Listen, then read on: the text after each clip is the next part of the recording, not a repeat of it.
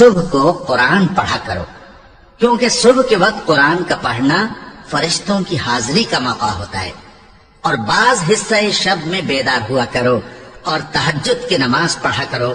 یہ شب خیزی تمہارے لیے ایک اضافی عمل ہے۔ امید ہے کہ اللہ تم کو مقام محمود پر فائز فرمائے۔ اور کہو کہ اے پروردگار، مجھے مدینے میں اچھی طرح داخل کیجو اور مکے سے اچھی طرح نکالیو، اور اپنے ہاتھ سے زور و قوت کو میرا مددگار بنائیو، اور کہہ دو کہ حق آ گیا اور باطل نابود ہو گیا، بے شک باطل نابود ہونے والا ہے۔ اور ہم قرآن میں وہ چیز نازل کرتے ہیں جو مومنوں کے لیے شفا اور رحمت ہے، اور ظالموں کے حق میں تو اس سے نقصان ہی بڑھتا ہے۔ اور جب ہم انسان کو نعمت بخشتے ہیں تو روح گرداں ہو جاتا ہے اور پہلو پھیر لیتا ہے، اور جب اسے سختی پہنچتی ہے تو نا امید ہو جاتا ہے۔